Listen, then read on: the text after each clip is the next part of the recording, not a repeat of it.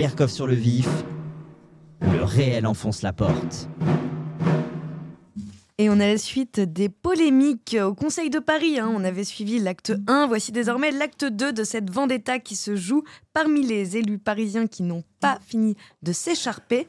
Jeudi, au Conseil de Paris, Jeanne Dautxer tire à boulet rouge sur les membres de son parti, tandis que Rachida Dati en rajoute une couche sur les notes de frais d'Éric Lejoindre, donc le directeur de campagne d'Emmanuel Grégoire. Regardez.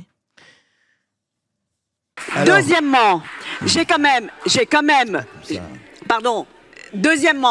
des amis, et notamment des maires de mon bord, qui me demandent un logement social pour leur famille. Parce qu'il ne faut pas loger dans le même arrondissement. Vous voyez ce que je veux dire? Donc il y en a marre d'avoir toujours des gens derrière qui nous disent qu'ils n'en veulent pas. Oui, Jeanne Dautxer, alors elle s'énerve.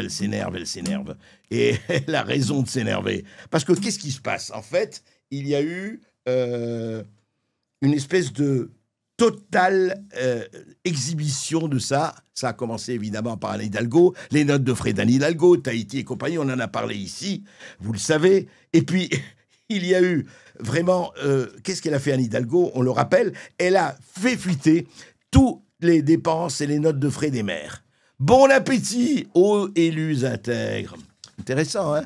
Mais à ce moment-là, je vais vous dire, il faut aller jusqu'au bout. Eh bien, qu'on donne les notes de frais ou les dépenses de tous les élus. Sauf que, attention à la démagogie,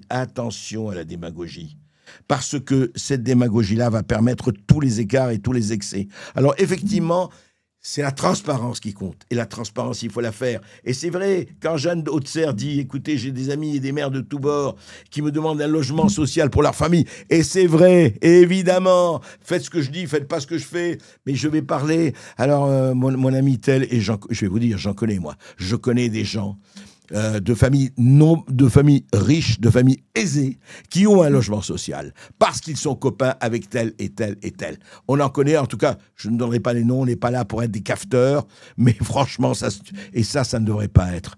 Il est inadmissible, franchement. On peut contourner la carte solaire, on sait très bien. Tous ces gens merveilleusement progressistes, mais quand c'est leur fils et leur fille, attention, la carte scolaire, oui, mais je ne vais pas aller dans tel quartier, ça ne va pas du tout. Je vais contourner. Et là, c'est encore mieux. On va demander à notre ami le maire, etc., ou la maire, de dire, allez, trouvez-nous un logement social.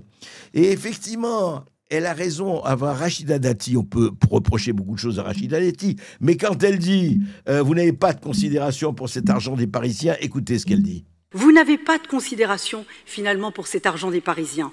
D'ailleurs, nous l'avons rappelé hier, notamment avec les dépenses faites par le directeur de campagne d'Emmanuel Grégoire, Éric Lejoindre, qu'il fait payer par les Parisiens ses dépenses personnelles, ses repas familiaux, et y compris ses dépenses de vacances. C'est l'argent des Parisiens.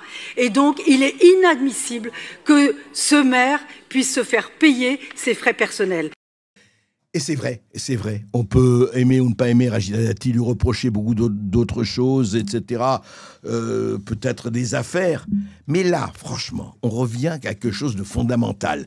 Est-ce que, à partir du moment où c'est de l'argent public, à partir du moment où c'est, quand on voit chez les Scandinaves, ils prennent le métro ou ils prennent l'autobus, etc., des ministres, mais on ne leur demande pas de prendre le métro et l'autobus, on ne demande pas de vivre comme des SDF, c'est pas du tout le problème. Le problème, c'est qu'ils soient transparents et qu'ils disent, voilà, oui, je me suis fait un repas avec tel, je me suis fait un repas, qu'ils le disent, mais qu'ils ne le cachent pas, qu'ils ne jouent pas vêtus de probité candide et de lin blanc. Non. C'est l'argent public. Quand c'est l'argent public, on veut savoir où va l'argent, et ça me paraît la moindre des choses. Et c'est très intéressant parce qu'on en arrive très loin. Vous voyez, il y a Marine Tondelier, par exemple, quelques jours avant, elle était consciente de ça, et regardez comment Marine Tondelier justifie ses vêtements et ses magnifiques de poésie. Là, par exemple, ce haut, je suis arrivée lundi à Paris. Je suis toujours pas rentrée chez moi depuis lundi. Et donc, je l'ai lavé dans un évier du siège cette nuit et je l'ai fait sécher sur un cintre pour le repasser ce matin et que ce soit prêt parce que j'en ai qu'un et qu'on m'a dit qu'il était bien. Donc, j'essaye de le remettre en attendant de pouvoir en acheter un autre. Voilà, c'est beau ça. Marie Tondelier, lave plus blanc. Non, lave plus vert, bien sûr. Voilà, c'est très beau, c'est écologique, voilà. Est-ce que ça règle le problème? C'est un autre problème. En tout cas, c'est amusant, mais on va continuer à parler de Marine Tondelier. Elle est sur Roxane. tous les plateaux, Marine Tondelier. Elle a fait un gros bad buzz. Elle a fait un très, très, très gros bad buzz, absolument. Alors, elle a évoqué la procédure de déportation en cours contre Mélissa Camara, vous savez, l'eurodéputée détenue en Israël pour avoir participé à la fameuse flottille humanitaire pour Gaza. Alors, c'est très intéressant parce que elle est avec Bruce Toussaint, hein, et elle dit ceci, elle parle de déportation.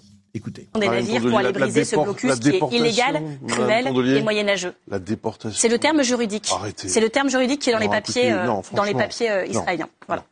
Arrêtez. Vous savez très bien ce que signifie la déportation. C'est une mesure juridique. Je suis désolée d'employer le terme qui est utilisé par les autorités elles-mêmes. Je n'en ai pas d'autre pour qualifier juridiquement. Très bien. J'ai fait mon boulot. Vous faites le vôtre. Mais permettez-moi de dire à tous ceux qui nous regardent que disent tous les avocats, les juristes et les ministres que nous avons au téléphone absolument sur le déplacé. sujet. Alors c'est intéressant, Marie Tondelier, quand elle lave sa veste, c'est bien. Là, quand elle s'en lave les mains de ce que veut dire déportation, c'est moins bien. Et pourquoi? Tout simplement, elle les communiquait en anglais. To deport. D'ailleurs, on a vu la flotte, quand elle est revenue, on a vu effectivement comment elle était complètement... c'était presque les otages, enfin... Je ne vais pas parler de ça parce que c'est assez hallucinant. Mais, quand même, Marine Tondelier, vous vous renseignez un tout petit peu, c'est pas difficile. To deport, en anglais, ça veut dire expulser.